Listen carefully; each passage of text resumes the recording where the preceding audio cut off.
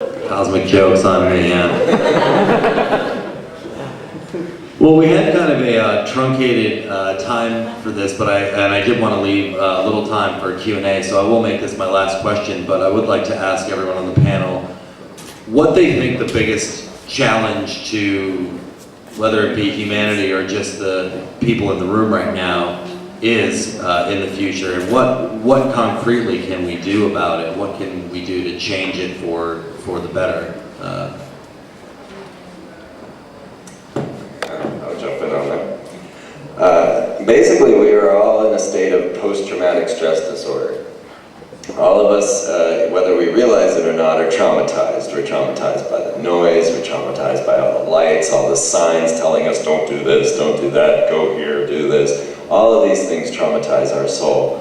The movies that are being promoted are incredibly traumatizing, and just the very thoughts and everything that are going around the world are incredibly traumatizing. So we're all in this state of trauma-based mind control, whether we like it or not. You know, you can try to believe that you're not susceptible to it, but we all feel it.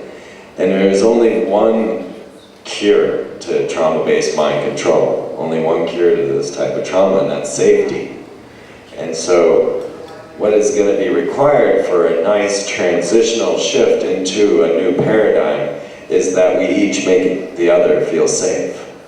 And so if you're there to hold someone's hand, to hold them during a time of trouble and to bring them through safely, then we will start to release ourselves from the trauma-based mind control that we're all under. And so it's up to all of us to be the catalyst for this change by nurturing one another. They have taught us to be isolated, to ignore one another.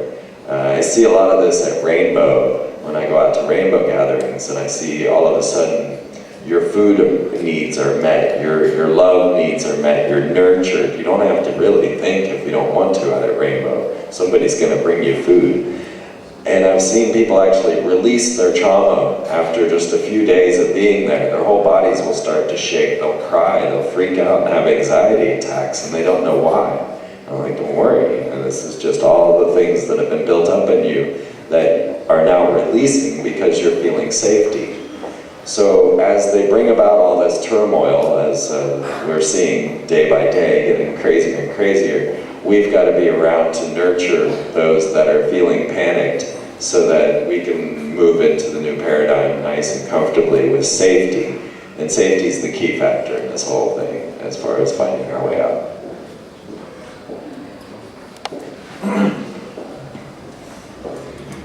Well, I think safety is important. We've got to feel secured. If we feel threatened,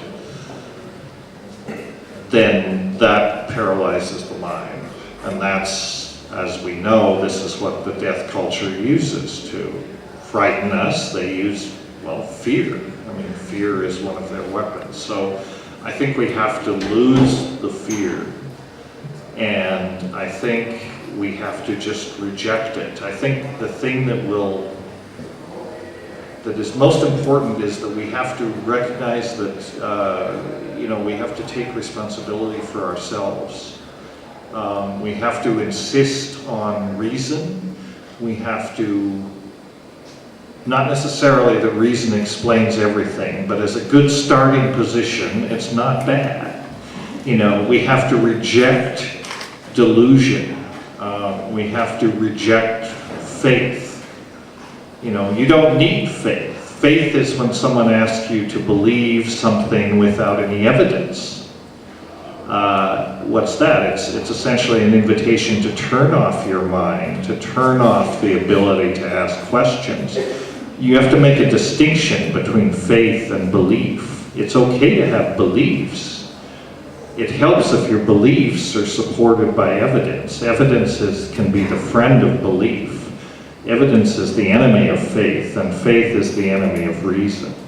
So we need to realize that we can think. We can think for ourselves. We can take it all in, but ultimately we should evaluate that and draw our own conclusions. You know, we know a lot more than we have. We have every one of us, good minds, you know, so we can come to our own terms with what we experience, with what people say. So I think that's part of it, you know, is that we have to, you know, I mean, a very famous person once said, "Trust yourself.